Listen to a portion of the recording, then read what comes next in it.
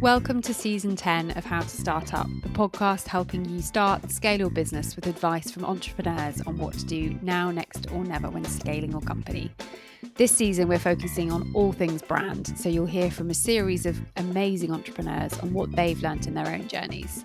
Hosted by me, Juliet Fallowfield, founder of the B Corp certified PR and communications consultancy, Fallowfield & Mason. Our mission is to enable you to own your communications in-house with a long-term view.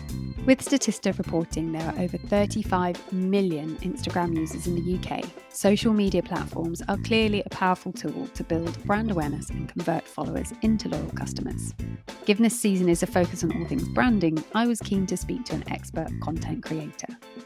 In this episode, we hear from Estée Lalonde, CEO and founder body care brand Mirror Water. Estée has enjoyed a long career working within social media, building a following of over 677,000 followers, before founding her brand in 2021, which was already amassed a following of 35,000. She shares in this episode her advice on how to build your brand through social media, why doing the initial creative work on your brand is crucial for success, and how DMing one of your idols, in this case Bobby Brown, can be the motivation you need to keep going. Thank you, Estée, so much for joining How to Start Up today, especially for our branding season, which kicks off in 2024. So we're recording end of November 2023, so it's not way. But given I've seen you on Instagram, I followed you for years, I saw your launch of Mirror Water, and oh my good God, is it a delicious, amazing brand. You have built such an incredible brand so quickly. Congratulations, first off. Thank you. I feel like I needed to hear that because there are so many ups and downs, and I feel like I'm in a bit of a down right now. So thank you for saying that. It's so interesting because every person I speak to and everyone I meet in the co-working office I use as well is like, it's a roller coaster. You have to be all right with that. And I'm like, I'm not, but I'm at peace with the fact it exists. But I'm sorry to hear that you're in one of those down bits. But the good news is it means you're just about to be on an Exactly. up bit. And that's what I keep telling myself when I'm having like anxiety fever dreams at night. I'm like, it's only going to get better. Yeah, exactly. And I think, oh my goodness, there's so much I want to talk to you about because given the rise of social media and links to mental health, looking at the ethos behind Mirror Water in the sense it looks back to mirror work, you're looking in the mirror, you're doing the self-reflection. It's sort of the antithesis of social media, I isn't know. it? So do you maybe want to introduce the brand and why you started it? Definitely. So my name is Estée. First of all, I am originally from Canada. For those people listening that hear an accent, I'm originally from Canada, but I've lived in London for 15 years, which is absolutely wild because I don't know where the time went. It feels like just yesterday I moved here. But anyway, in that time, I discovered the world of blogging and YouTube and all of those things when it was very new to the world. Not everyone was doing it. There weren't that many beauty YouTubers in the world. And now, of course, there's hundreds of billion of creators, but it was a very different time. And the reason I really looked to blogging was so I could find a sense of community in a place where I just moved. I moved to this new, completely different world, and I felt super homesick. And as you alluded to, I talk a lot about mental health, and it's something that's followed me through my life ever since I was honestly, my first memory of feeling depressed, I was around 6 years old. So it's one of those things that I didn't realize at the time, obviously, when I'm six, but looking back, I see those patterns as early as six. So when I moved to this new country, I felt really lost. I felt I didn't have my place to belong. I didn't have any family. I didn't have any friends. And I discovered this world of beauty and blogging. And for me, it was so much more about the lipstick and the face moisturizer. It was a way to connect with people in this new place that I decided to live. And that's how my career started. It was really organic. I wasn't looking to start a career through social media. It was really a hobby that I was doing in my spare time. And slowly I gained a following and decided to quit my part-time jobs and try blogging for the first year. I said, I'm going to give myself a year to really try this. And luckily it panned out because I don't know what I would do otherwise. So for the past sort of 14 years, I've been doing that. So I've worked in the beauty world. I've tried every single product under the sun.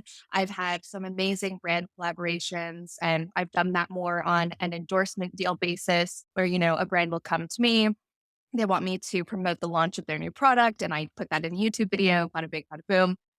but I've always wanted to really have my own brand, my own thing to really sink my teeth into. I had been to so many founder events where, Nicola from Neom was launching her new candle, and we were being told how she did that. And then Margaret from Amora Vizzo would launch a new product, and I would be there. And I thought it was amazing that these women were creating these brands. And I just always wanted to know more and more. So for me, it was always less about the beauty product and more about how did you get that made? Like, where did you source the packaging? Like, how did you actually make a product? So your Yeah. entrepreneurial brain already ticking of like, hang on, they're Yeah. doing it. What, and were you just waiting for that kind of moment of clarity as to what your product would Complete. be? You always knew it's going to happen, but in 2021, what was it that made you go, that's it? To be honest, it was the pandemic.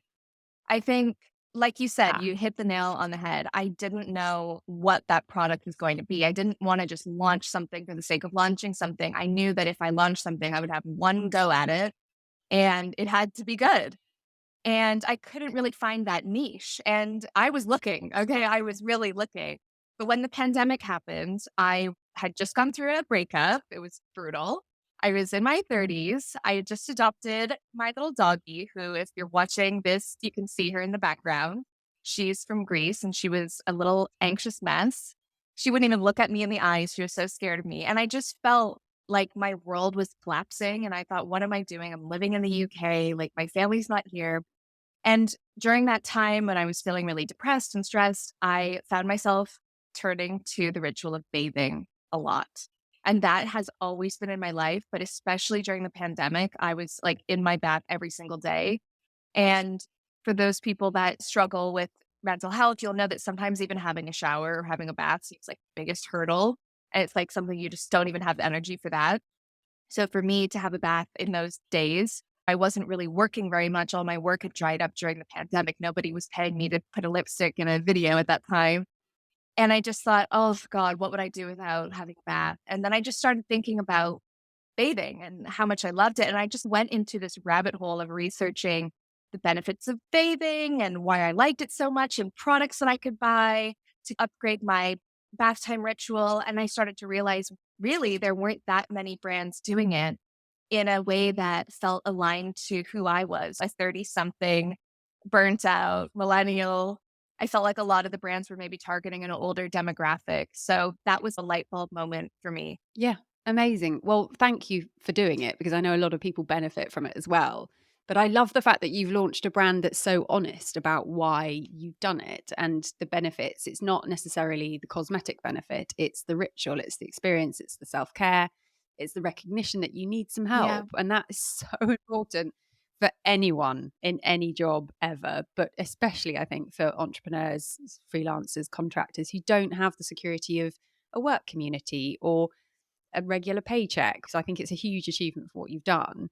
Have you, and this is a big question, have you enjoyed doing it? Yes, I can answer that very quickly. It's the best thing I've ever done. It's the hardest thing I've ever done. Way harder than anyone could ever prepare you for. And I've been prepared because, like I said, I've got access to so many founders, and everyone says this is very hard. And it really is worse than you think. But that being said, I was really up for a challenge. I can make a YouTube video with my eyes closed by now, and I was looking for something to get me out of my comfort zone. I love growing. I love being challenged and doing things that I'd never done before. I didn't even know what the term MOQ meant, minimum order quantity. That's not my world. So I just was learning all of these things, and I felt like a fish out of water Yeah. for a while. It's that thrill, isn't it? And I think I hit the kind of year and a half mark and I really was conscious of the fact that that learning curve that was so steep of I've learned how to build a website. I've learned how to set up Zero. I now know how to employ people. I know how to fire people. Like all of that learning wasn't plateauing. It's still pretty significant. There's always more you're going to learn, but the adrenaline was wearing off and it was wearing thin.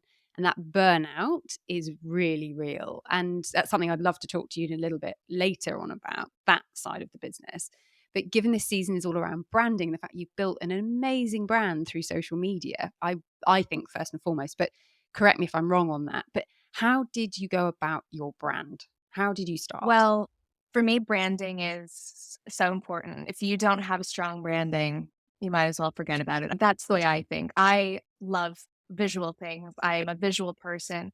But equally, sometimes I feel like you need the visual side, but you also need to be realistic of what works on social media. So I feel like we're at a nice space between being an aspirational, designy type of brand, but also we can hop on TikTok and have a good time. So it's been actually quite interesting trying to bridge those two worlds.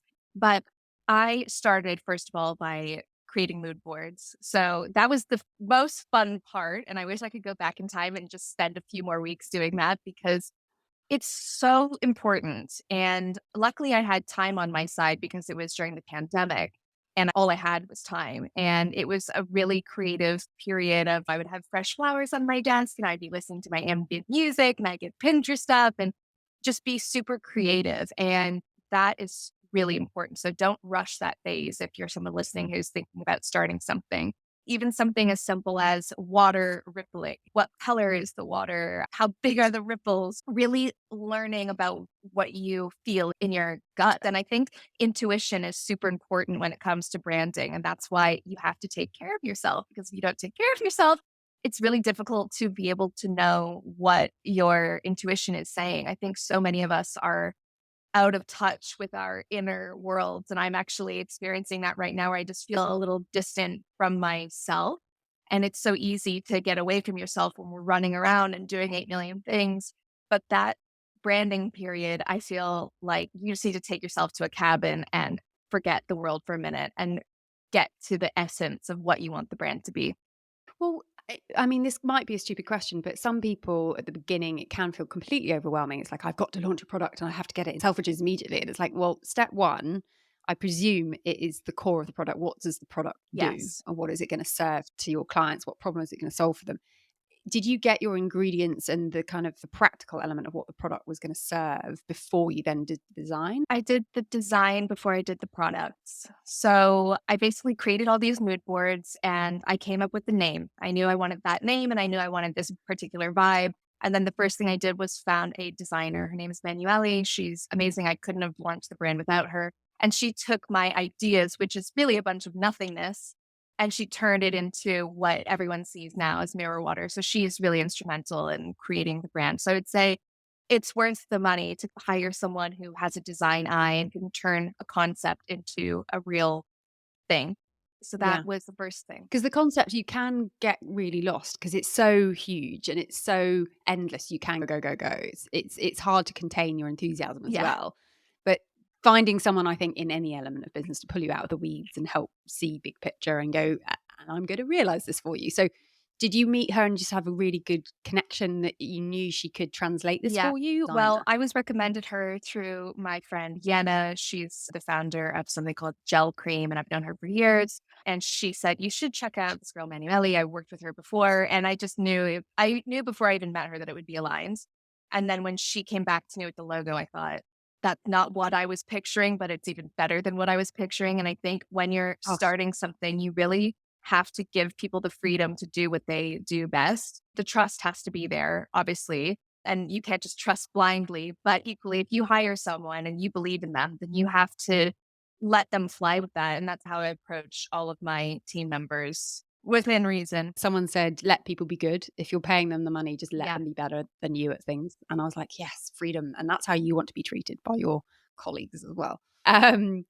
You have obviously built an incredible Instagram following. I think we often forget that people start with blogging and the rise of social media has been a quick one. I was in an interview the other day with Peony Lim and she said, I was a fashion student at the Courthold. And she said, I just started blogging. And now we all think of her as an Instagrammer. And the same with you. You've got 677,000 followers on Instagram. Mirror Water has 35,000 followers on Instagram. That is a big number. How, first of all, do you manage the anxiety around that? Because I'm sure that is a real thing. That's a great question. And I think the anxiety has really changed over time. I didn't have any anxiety in the beginning because I was young and it was all very exciting and I didn't really understand what that meant. Now that I'm a little bit older and I recently just got engaged and I'm excited to hopefully start a family soon, that number and that feeling is more stressful than probably ever before for me, just because I'm really into my privacy. And a lot of my friends now don't do this. Whereas in the beginning, all of my friends were creators. So it was normal to post about everything that you did. But now a lot of the people that I hang out with, I'm the odd one out by posting everything. And it feels more unnatural to me now than it did then. That being said, I don't know what I would do without it because if I don't post every day, I'm like, I don't know what to do with myself. It becomes such a habit and I love it. Yeah, it's your job and it's what you get paid to do. Was it a case you just built an organic following year on year and you were putting content that was getting engagement and that would lead to more shares and more followers? Is that how it sort of came about? Or were you really going after it and really strategic about building that following? It was a mix of both. I think in the sense that I was strategic because I was posting consistently, I was going to events and I was meeting other people. So I guess there's a strategic element there, but I wasn't doing things necessarily just for views either. I didn't have like that big boom, wow, like she just gained 200,000 followers. I never had that. It's always been a consistent thing. And I think just over time, a lot happens in 15 years. I've met a lot of people in 15 years. So when I walk into a room, I know a lot of people there because I've seen them 800,000 times. It's not something that just happens overnight. It's relationships that you build and cultivate over time. And it's interesting because I see a lot of TikTok people or whatever now, and they get huge overnight. In a way, I envy it because, wow, that's a lot different than like working for 15 years. Well, I don't Fair. know. It's just different to the way I experienced it. But I can't do what they do. I don't know how to do what they do. That's such a skill. And I'm like, I'm fascinated by it. And I can't really get my brain around what they do. So fair play to them. That's its own entity. But I just wonder how they would deal with that sort of overnight success. But that being said, they don't necessarily have the legacy and the connections of knowing the journalists and knowing all these people. But I guess in this day and age, it doesn't really matter as much. I mean, it's so weird. And I think a lot of people think they're experts in Instagram and TikTok and social media. And I spoke to Jeremy Jauncey once at Founder of Beautiful Destinations. He said, if anyone tells you they understand the algorithm, they're lying. It changes every Yeah. half an hour. And it's like, okay, we can be at peace. All of us are testing and trying and learning. But going back to Mirror Water and its launch, how fundamental was social media in the launch of Mirror Water? It was everything. It was really the only tool that I had. I think, of course, in so many ways, because I had my platform that I built, it was a huge leg up in so many ways, obviously. And a lot of people don't have that. So I feel really grateful for that. But on the other hand, you have a lot of extra eyeballs looking at you and not wanting you to fail, but waiting for you to fail. I would say it feels like sometimes. I mean, that's maybe my anxiety talking, but that's how I felt. You got more to Yeah. lose. Yeah. I felt an extra pressure to launch something because everybody's watching. So that, Yeah. And you care about your yeah, followers and you don't want to do them wrong. You want to give them something that you really genuinely think will benefit them, completely. which is coming from an authentic Yeah. place. I have to say, you're the least influency influencer ever. Oh, I wish I could be more influency because everyone's always telling me, like, you need to get better about speaking about yourself and you need to get more confident. I'm like, this is just who I am. Okay. But thank you. Yeah. But social media was everything. And I started building this community before I even knew what products I was going to have. So I started the Mirror Water Instagram. It was just a vibe. It was just pictures of bathrooms. Oh, there And was such good pictures. yeah, I know. I remember watching going, what is going on here? This is I really know. exciting. I want to get back to that actually. That's something I'm working on. But that was very exciting. And people were like, what is she doing? What is she going to launch? There was all this speculation.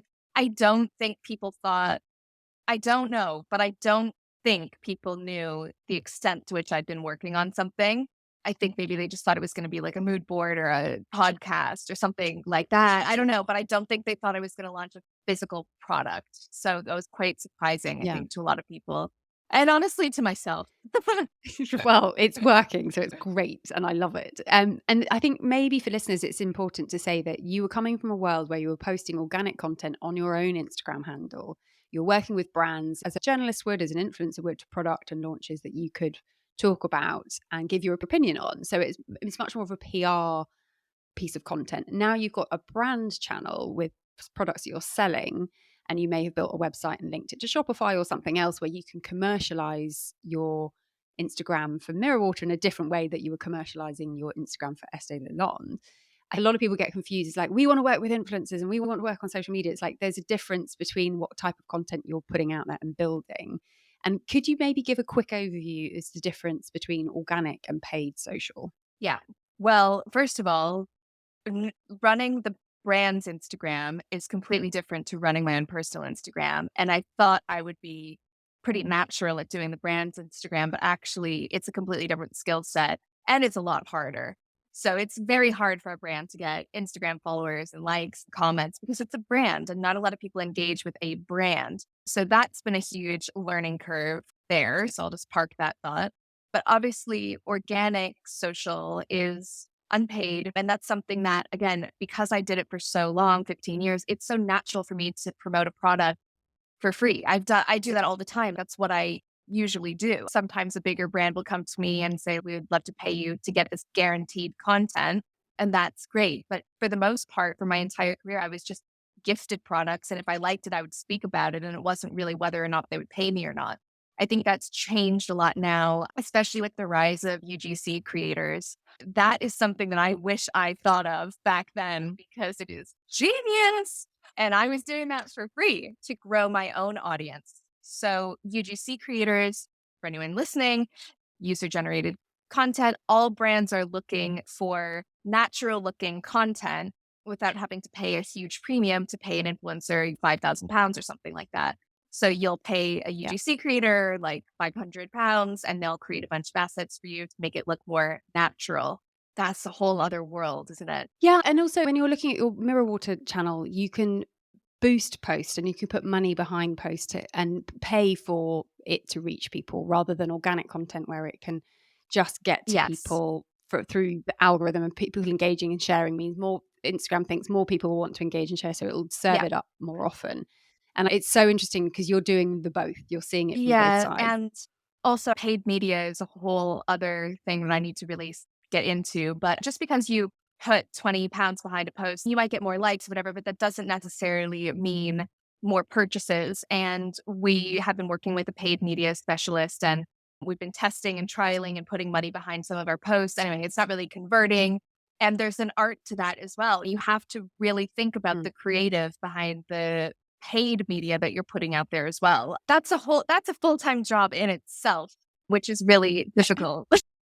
Well, in the world of marketing, my day job is in communications, and we enable founders to own their own PR and storytelling. And it's coming from an in-house role before, seeing that creative director speak to the journalist. It's dreamy, and that's what I love. But there's so many parts of the marketing bucket that a lot of people are like, well, I can design my own logo, I can do my own paid social, I can do my own PR. You actually have to learn these skills. And there's a Yeah. reason there's lots of big brands that have big marketing departments. It shouldn't just be dismissed as something that you can just do off the cuff. And a lot of people have said this as well. You have to test and learn. You have to try things, see what works, see what doesn't work, learn from it, A/B test everything. So do one thing A and another thing B, and then look at the results and compare them to see what works. In your newsletter send out, split it in half, A/B test it, look at the content, and content is king. And it just, oh, we should say queen.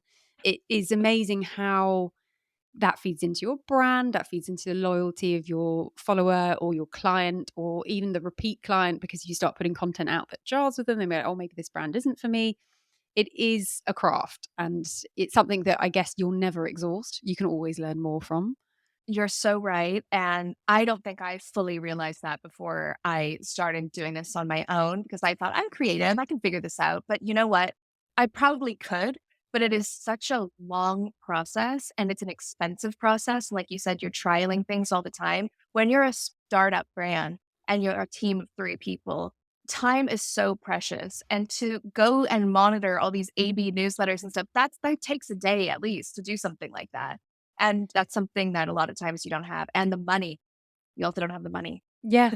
It's a real conflict, isn't it? Because you want to learn to do it yourself because you want to understand it. But that takes twice as long than getting somebody else who's an expert, who's got efficiencies because they've already done it before.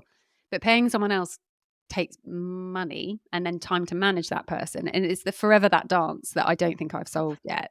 Someone said just Winter. throw money at people who are much better at you at stuff. It's, well, when we're looking at budgets, like how much, for how long?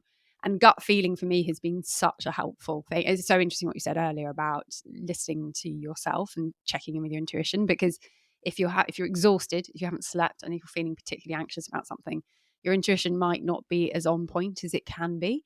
So yeah, that self-care. Oh my goodness. Yeah, so important. It really is. Has your social media strategy for Mirror Water evolved since you've launched? Because it's been nearly just over 2 years, I think, since you launched. Has it changed Yeah. dramatically? So you're speaking to me at an interesting time because I feel like the first year we really started to put those roots down, figure out who we are, just getting in the rhythm of posting every day. That's a lot to do. And then Mm, I think sometimes it does get away from you a little bit. And as the founder, there's only so many things I can really have eyeballs on and really delve into. I'm dealing with things like logistics, packaging, legal, formulations. Sometimes when it gets to the Instagram grid, I'm like, just post it. Like, we need to put something up. I think now that it's been 2 years, I'm really looking at it now of, okay, what was this brand when I launched it and where are we now? And let's not think about too much about how we got here, but let's just check in. So I'm actually, I really want to re-strategize because I think something's not working for me. So I just need to re-strategize.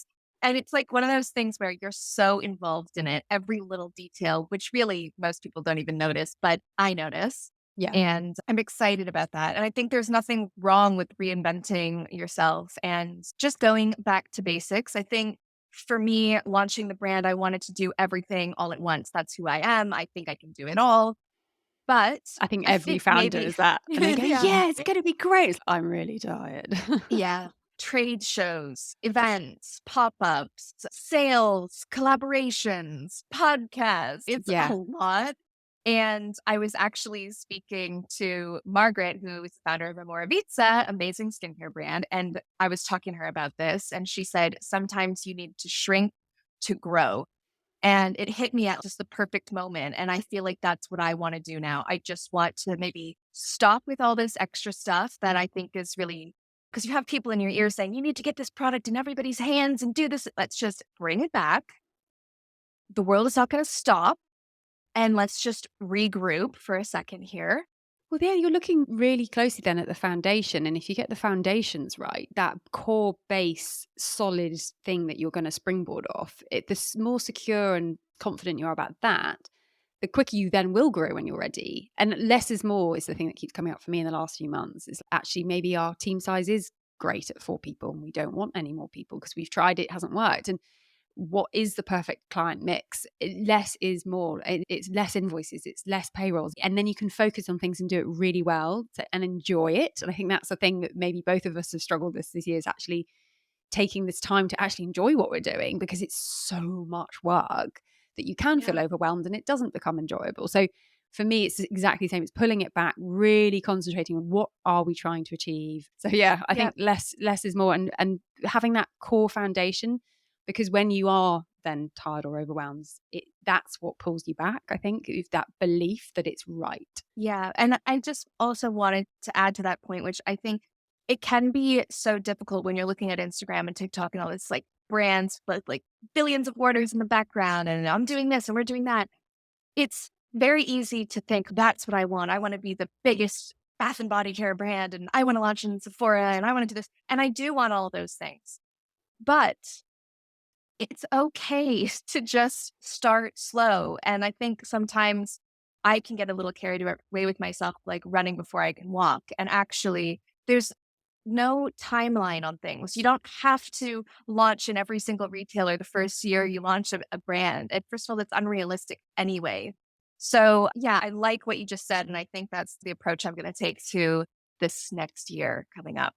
With social media and Mirror Water, have there been some pitfalls that you've looked back on and gone, oh, right, learned the hard way on that one? Oh, So so many.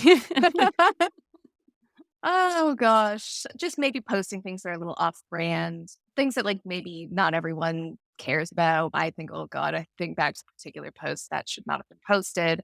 It's not a particular pitfall in terms of something I've done and I regret, but a difficult thing for me in terms of social media is have finding new followers and like fans of the brand. Obviously, a lot of people follow me and then go over to the brand, but I think the difficult thing is then, okay, how can we expand the community to people who maybe haven't watched me for years? Mm. That's a really big challenge, actually. Any advice, I would love to take it.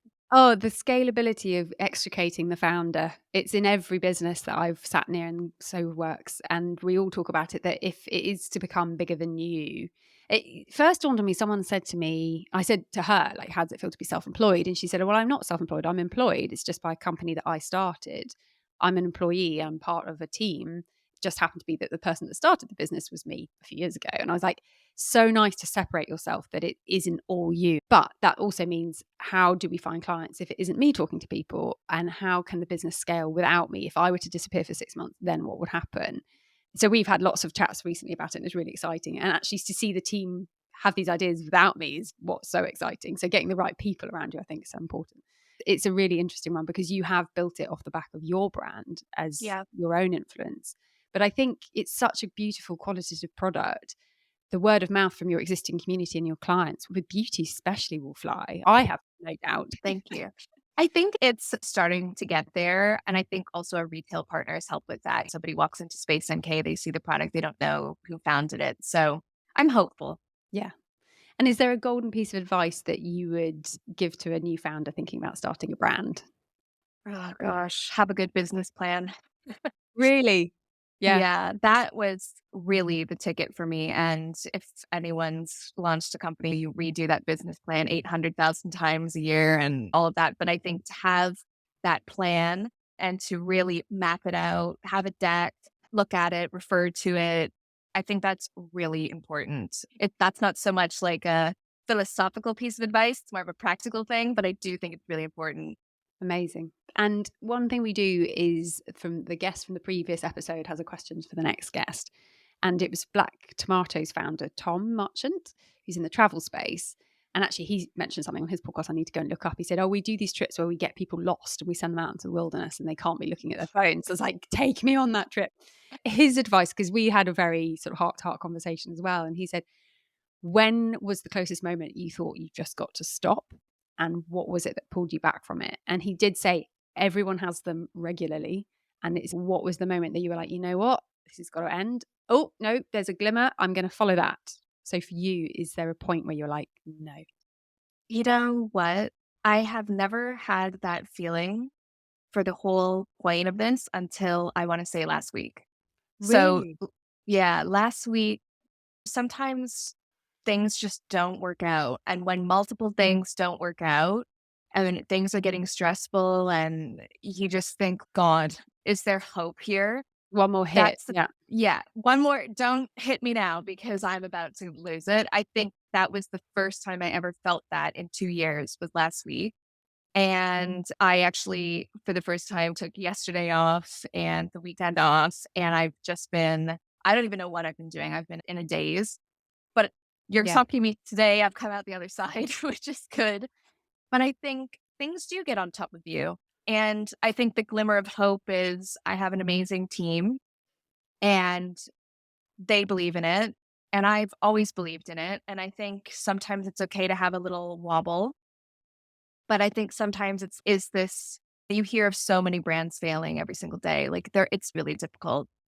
But yeah, last week was tough. I didn't know if I was going to come out of it, but I am out of it. And I think it's just you're running on such low energy. I think like when you're a founder, you're pulling from wherever you can to get through. And it's resilience. Basically, having a company is resilience and it's rejection every single day.